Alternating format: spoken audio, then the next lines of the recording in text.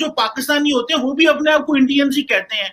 जो टॉप 15 लोग हैं वो जो कंपनीज के, वो सब इंडियन सीईओ है। आपके ख्याल में कोई पाकिस्तानी इतना काबिल नहीं है कि वो किसी खास लेवल तक भी आ सके? You will never see any Pakistani on top tier. आजकल वहां पे इंडियन फीवर चल रहा है। पिछले 15 साल से अमेरिका हैज इंडियन फीवर। और आपको पता नहीं इस चीज का अंदाजा है कि हाईएस्ट पेड जो मिनॉरिटीज हैं वो इंडियंस हैं इस वक्त। चाइनीज पहले नंबर पे इंडियन है, दूसरे नंबर पे चाइनीज हैं।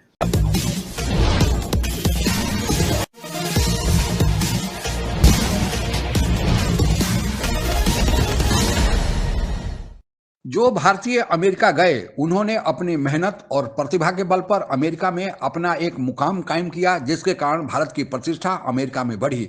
दूसरी तरफ पाकिस्तान को तो पहले कोई वहां जानता ही नहीं था, इसलिए वे अपने को भारतीय कहकर ही परिचय देते थे। 2001 में जब आतंकवाद की घटना अमेरिका में हुई, जिसे 9/11 के नाम से भी जाना जाता है, तब लोगों ने पाकिस्तान का नाम जानना शुरू किया, क्योंकि उस घटना के तार पाकिस्तान से मिलते थे। लेकिन शर्म से बचने के लिए पाकिस्तानी अब भी अपने को भारतीय ही कहते हैं। इस समझ में कुछ और चर्चा इस वीडियो ब्लॉग के अंतिम भाग में करेंगे। उसके पहले आइए सुनते हैं पाकिस्तान के एक जाने माने राजनीतिक विश्लेषक कमर चीमा और उनके साथी पाकिस्तानी द्वारा क्या कहा जा रहा है। आज मेरे साथ एक नए गेस्ट हैं, मुनव्वर अब्दुल्ला साहब। ये पाकिस्तानी अमेरिकन हैं और न्यूयॉर्क में रहते हैं और बिजनेसमैन हैं। तो ये बताइए कि जो इंडियंस हैं वो किस तरह वहां पे रह रहे होते हैं, वो उनका क्या स्टाइल है? क्योंकि वहां पे तो सुना है कि सारे एशियंस जाने जाते हैं, लेकिन मुझे रिसेंटली ये भी पता चला है कि जो ये एक तासुर भी बड़ा पता चला है कि जो पाकिस्तानी होते हैं वो भी अपने आप को इंडियंस ही कहते हैं। तो ये भी जरा थोड़ा सा बताइएगा कि इंडियंस वहां पे कैसे रहते हैं और ये पाकिस्तानी वाकई इस तरह करते हैं कि वो जाके वो अपने आप को इंडियंस बताते हैं, यहाँ के जो सेटल होते हैं वो नहीं, और जो बाकी होते हैं ये क्या चक्कर होता है वहां पे? 9/11 के बाद क्योंकि एक नफरत फैल गई माशरे में, स्पेशली मुसलमानों के खिलाफ और पाकिस्तानियों के खिलाफ, तो उसमें फिर बहुत सारे लोग, कुछ लोग जो इस तरह की ऑड जॉब करते थे, उन्होंने अवॉइड करना शुरू कर दिया अपने आप को बताना। लेकिन बहुत ज्यादा अक्सरियत नहीं थी कि वो अपने आप को ऐसे बताते थे, लेकिन कम लोग ऐसे थे जो अपने आप को क्लैरिटी देना चाहते थे कि वो किस स्पेसिफिक कंट्रीज हैं। स्पेशली जब आप कोई लो एंड जॉब कर रहे हैं और आपको ये बताने पे आपको पता है कि रिएक्शन आएगा, तो थोड़ा सा मेरा ख्याल है उसमें थोड़ा सा चीजें तब्दील हुई। अब रह गई बात कि अमेरिकन्स के लिए इंडियंस हैं और पाकिस्तानी हैं। अब उनमें मेरा ख्याल है क्लैरिटी आ गई है। इंडियंस में और पाकिस्तानियों में जो डिफ्रेंशिएट करने का जो उनमें क्वालिटी थी, या वो एक जो पता था उनको कि ये पाकिस्तानी है वर्सेस इंडियंस हैं, अब उनको क्लैरिटी आ चुकी है इस मामले पे। बिल्कुल ठीक है। तो इस वक्त जो वहां पे इंडियंस हैं वो किस तरह सिनेरियो में इन्वॉल्व हैं? वो उनका क्या किरदार है? क्या वो भी इसी तरह लो पेड वर्कर हैं या डॉक्टर हैं, इंजीनियर हैं? क्योंकि इस वक्त देखा जाए तो बाइडेन एडमिनिस्ट्रेशन में 20 एक इंडियन अमेरिकन है। इवन कि कैमला हैरिस जो है उसकी अपनी जारी बात है वालदा जो है वो वहां से इंडियन है। तो how do you see this, India का रोल किस तरह है अमेरिका के अंदर? देखिए, इंडियंस ने नो डाउट कि जहां पे क्रेडिट मिलना चाहिए उनको देना चाहिए कि इंडियंस ने पिछले 20 साल में अपने आप को अमेरिका में बहुत मुस्तहकम कर लिया। इंडियंस जो थे अमेरिका जो आए वो पढ़ने के लिए आए, काफी ज्यादा लोग, और फिर वो हायर एजुकेशन के बाद वो उनको ज़ाहिर है 2-3 साल का काम करने की इजाजत मिलती थी। उस काम करने के दौरान उन्होंने जो बड़ी मल्टीनेशनल कंपनीज थी, जो आईटी की कंपनीज थी, उनको ज्वाइन कर लिया, जैसे फेसबुक है, गूगल है। अब पिछले 10 सालों में आप देखें कि इंडिया के जो बहुत सारे लोग हैं वो बड़ी जो आईटी फर्म्स हैं, या जो इवन मास्टर कार्ड देख लें, क्रेडिट कार्ड की कंपनी है, उसका हेड भी इंडियन है। और स्पेशली जो आईटी लेवल पे, स्पेशली आईटी वर्कर्स तो बहुत ज्यादा है इंडियन। और आपको पता नहीं इस चीज का अंदाजा है कि हाईएस्ट पेड जो मिनॉरिटीज हैं वो इंडियंस हैं इस वक्त। चाइनीज पहले नंबर पे इंडियन है, दूसरे नंबर पे चाइनीज हैं, और पाकिस्तानी तो किसी 7वें 8वें 9वें नंबर पे आते हैं, लेकिन टॉप टियर में हैं। लेकिन इंडियन इस वक्त इस हद तक छा चुके हैं। अब रह गई बात के एक चीज मैं आपको ये भी बताऊं कि 9/11 के बाद जो पिछले 20 साल थे, अमेरिका ऑल्सो हैड सिस्टमैटिकली कुछ ऐसी माहौल बन गया कि उसमें इंडियंस का आगे जाना पाकिस्तानियों से ज्यादा इजी था। पाकिस्तानियों को डिस्क्रिमिनेशन भी फेस करनी पड़ी, मुस्लिम होने के नाते, पाकिस्तानी होने के नाते। H1B, और कुछ इंडियंस हमसे ज्यादा ऑर्गेनाइज भी हैं, उनकी अपनी एक नेटवर्क भी है, और जाहिर है फिर जहां पे टॉप टीयर सीईओज इंडियंस बैठे हों, सीटीओज इंडियंस बैठे हों, वो अपनी जो नेशनैलिटी है, जो अपनी कौम है, उसको भी फेवर करते हैं। आजकल वहां पे इंडियन फीवर चल रहा है। पिछले 15 साल से America has a Indian fever. तो अब हम भी इसी खित्ते से हैं, बाकी लोग भी हैं, लेकिन आपके ख्याल में जो टॉप 15 लोग हैं वो जो कंपनीज के, वो सब इंडियन सीईओ है। आपके ख्याल में कोई पाकिस्तानी इतना काबिल नहीं है कि वो किसी खास लेवल तक भी आ सके? You will never see any Pakistani on top tier management any of these companies, right? तो मेरा ख्याल है ये एक सिस्टमेटिक जो इंडियन फीवर चल रहा है इस वक्त अमेरिका में, उसकी भी एक लहर है। तो I think that's another, Indians are waving that layer. वो होती है ना, आप समुद्र में एक आती है बड़ी वेव आती है, राइट? तो आप वेव क्रिएट नहीं कर सकते, लेकिन आप उस वेव में अगर शामिल हो जाएं तो आप फिर सर्फ कर सकते हो उस वेव को। तो Indians are surfing that wave right now. जो वेव इंडिया जो एक 9/11 के बाद एक क्रिएट हो गई, उसमें सबसे ज्यादा एडवांटेज जो है वो इंडियंस को।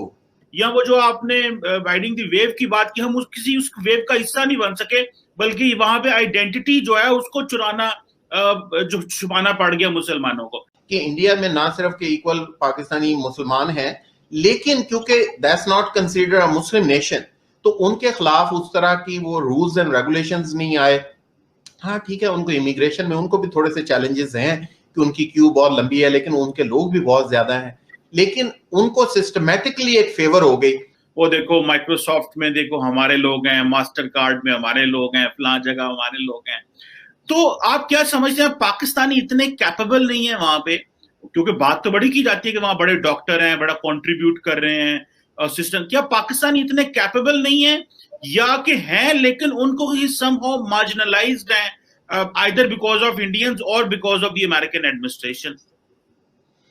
देखिए, दोनों चीजें हैं। पहली चीज तो यह है, एक तो इंडिया हमसे 7 गुना ज्यादा बड़ा मुल्क है आबादी के लिहाज से भी, और उनकी representation in America also has a 7 to 10 times larger.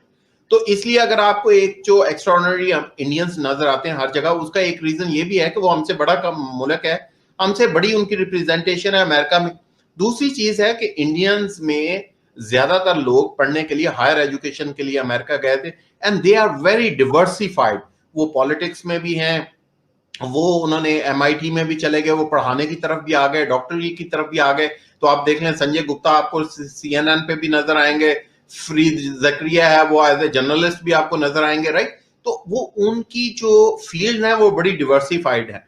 पाकिस्तानियों के लिए मेरा ख्याल जो सबसे बड़ा अलमिया है कि या वो डॉक्टर हैं, या इंजीनियर्स हैं, या IT में चले गए, या मेडिकल में चले गए, उन्होंने अपने आप को डिवर्सिफाई नहीं किया। वो आप देख लें, 2-4 नेम्स हैं जो मैं अक्सर देखता हूँ ट्विटर पर, पाकिस्तानी लड़कियां हैं 2-3 वो जो एज ए जर्नलिस्ट वहां पे काम कर रही हैं, या लेकिन उनको वो उस लेवल का एक्सपोजर भी नहीं है।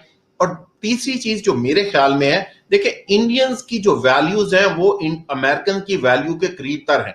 उनका जो ओपननेस है, जो रिलीजियस ना, जो बाइंडिंग ना होना है, ये बहुत सारी और लिमिटेशंस हैं, रिलीजियस लिमिटेशंस ना होना। तो जाहिर है इस वक्त जो फेवरेबल सिचुएशंस है वो इंडियन के लिए बहुत ज्यादा है।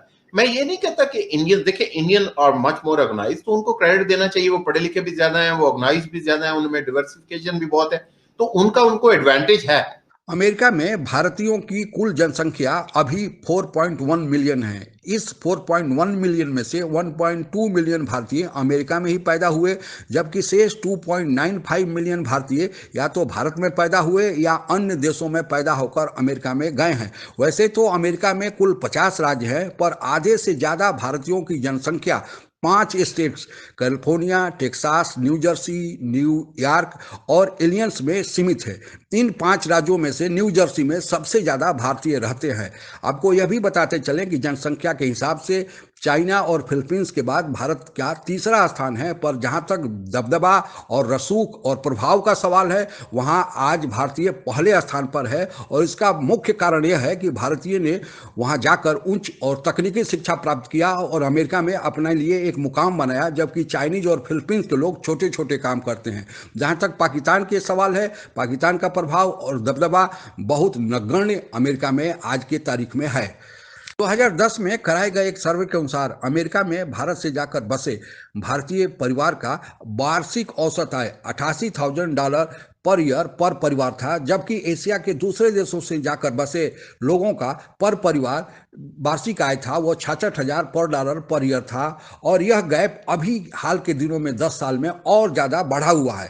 भारतीयों के बढ़े हुए प्रभाव के कारण ही अमेरिका के इतिहास में पहली बार ऐसा हुआ है कि कुल 20 भारतीय लोगों को अमेरिका के नवनिर्वाचित राष्ट्रपति जो बिडेन ने अपने साथ रखा है और उन्हें महत्वपूर्ण ओहदों पर बैठाया है, जिसमें कमला हैरिस उपराष्ट्रपति सबसे ऊपर की पद पर हैं जो निर्वाचित होकर अमेरिका में आई हैं, जबकि पाकिस्तान की तरफ से मात्र एक व्यक्ति को ही अपॉइंट किया गया है और उसको भी कोई महत्वपूर्ण ओहदा नहीं दिया गया है। इन्हीं भारतवंशियों के कारण, इन्हीं के प्रभाव के कारण आज अमेरिका और भारत के बीच बहुत गहरी दोस्ती बनी हुई है और सारे कामों में हम एक दूसरे की मदद आज की तारीख में कर रहे हैं। हमें इन भारतीयों पर गर्व है। आज के लिए बस इतना ही।